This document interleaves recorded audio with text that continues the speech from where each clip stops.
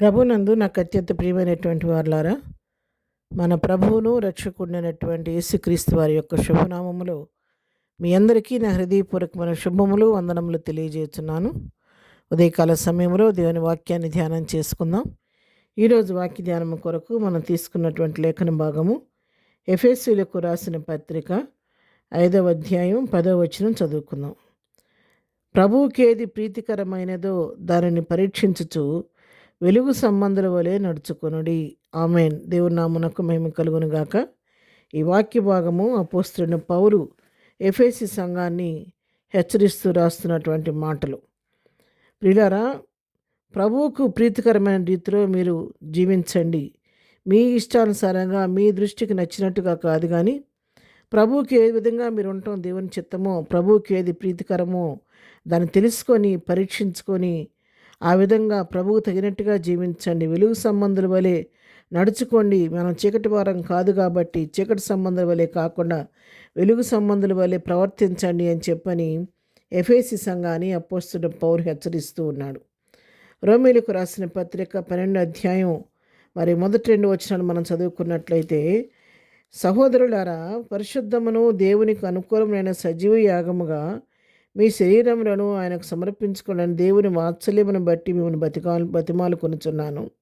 ఇట్టి సేవ మీకు యుక్తమైనది. మీరు ఈ లోక మర్యాదను అనుసరింపక ఉత్తమమును అనుకూలమును సంపూర్ణమునై ఉన్న దేవుని చిత్తమేదో పరీక్షించి తెలుసుకొనినట్లు మీ మనస్సు నూతన ఒకటి వల్ల రూపాంతరము పొందుడి. ఆమెన్. చూసారు ఎంత చక్కగా ఈ మాటలు రాయబడ్డాయో. ఈ లోక మర్యాదను అనుసరించొద్దు. ఈ లోక మర్యాదను అనుసరించుకోకుండా ఏది శ్రేష్టమైందో, ఏది ఉత్తమమైందో, ఏ దేవునికి అనుకూలమైందో, మరి దేవునికి సంపూర్ణమైనటువంటి దేవుని చిత్తమేదో మీరు తెలుసుకొని పరీక్షించి దేవుని చిత్తాన్ని తెలుసుకొని దానికి తగినట్లుగా దేవుని చిత్త ప్రకారం మీరు నడవండి. మీ మనస్సు రూపాంతరపరచబట్టు ద్వారా మీరు ఆ విధంగా జీవించగలుగుతారు. కాబట్టి మీ మనసును శుద్ధి చేసుకొని దేవునికి అనుకూలమైన రీతిలో మరి మీరు చిత్తానుసారంగా జీవించండి అని చెప్పని ఇక్కడ రోమీయులకు రాసిన పత్రికలో కూడా అవే మాటలు రాయబడ్డాయి. ఎందుకంటే ఇంతగా ఈ మాట నొక్కి ఒక్క నుంచి ఎందుకు చెప్తున్నాడు భక్తుడని మనం చూసినట్లయితే, మరి సామెతల గ్రంథం 21వ అధ్యాయం మరి 3వ వచనం మనం చదువుకుంటే, నీతి న్యాయం అనుసరించి నడుచుకున్నట బలులు అర్పించుట కంటే యెహోవాకు ఇష్టము.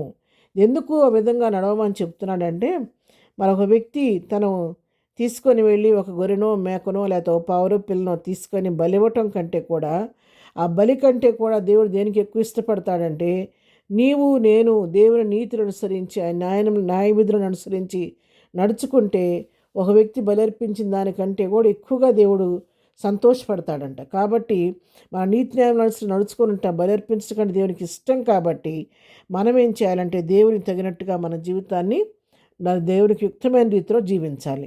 మరి కీర్తన గ్రంథం 19వ కీర్తన 14వ వచనం కూడా చూస్తే, యెహోవా నా ఆశ్రయ దుర్గమా, నా విమోచకుడా, నా నోటి మాటలను నా హృదయ ధ్యానమును నీ దృష్టికి అంగీకారములగును గాక. ఇక్కడ భక్తుడైన దావీదు చెప్తున్నాడు, యెహోవా నా ఆశ్రయ దుర్గమా, అయ్యా నా విమోచకుడు నువ్వు. నేను మాట్లాడే మాట, నా నోటి మాటలు, నా హృదయ ధ్యానం కూడా నీ దృష్టికి అంగీకారం ఉండేటట్టుగా చూడు ప్రభువా.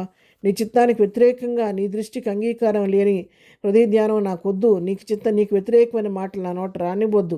నీ చిత్తానుసారంగా నన్ను జీవింప చేయమని చెప్పి దావీదు ఇక్కడ దేవుని సహాయం తీసుకుంటున్నాడు.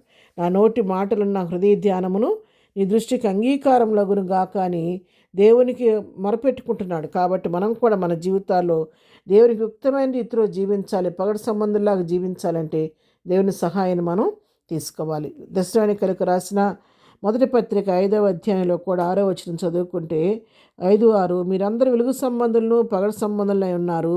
మనం రాత్రి వారము కాము, చీకటి వారము కాము. నిద్రల వలె నిద్రపోక మెలకుగా ఉండి మత్తులము కాక ఉందుము. చూసారా, మనం రాత్రి వారం కాదు, చీకటి వారం కాదు. మనం ఎవరు వెలుగు సంబంధులం కాబట్టి మెలకువ కలిగి ప్రభు రాకడ కొరకు సిద్ధపడాలని ఇక్కడ వాక్యం సెలవిస్తుంది. కాబట్టి మనం పరిశుద్ధులుగా ఉండటం దేవుని చిత్తం అని తెలుసుకున్న మనము దేవునికి అనుకూలమైన రీతిలో ఏ దేవుని చిత్తమో పరీక్షించి తెలుసుకొని వెలుగు సంబంధంలాగా నడుచుకొని ప్రభువు ప్రీతికరమైన జీవితం జీవించి ఈ లోకంలో ప్రభువుకు మహిమ తెచ్చేవారంగా జీవిద్దాం. ప్రార్థన. ప్రేమగల తండ్రి, పరిశుద్ధ నీ పాదముల వందనాలు. ఉదయకాలం మాకు ఇచ్చిన మంచి హెచ్చరిక వాక్యాన్ని బట్టి నీకు వందనాలనైనా. మేము ప్రభువా మా ఇష్ట ప్రకారం మా స్వచిత్తాన్ని ఆధారపడి జీవించడం కాదు, కానీ నీ చిత్తం ఏదో పరీక్షించి తెలుసుకొని నీకు అనుకూలంగా జీవించడం మాకు నేర్పించండి. వెలుగు సంబంధం వలె బ్రతకటం మాకు నేర్పించండి. నీ దినదీవులతో నింపు నడిపించండి. మా రాకపోకల పనిపాట్లో తోడుగుండండి. దినం బర్త్డే మ్యారేజ్ చేసుకుని బిడ్డను దీవించి ఆశీర్దించి ప్రతి వారి అవసరాలు ఈ నామలో తీర్చమని యేసునామలో ప్రార్థించడి పొందుకొని ఉన్నాము తండ్రి. ఆమెన్. ప్రభు కృప సదాకాలం మనందరికీ తోడేయుడు నడిపించును గాక. ఆమెన్.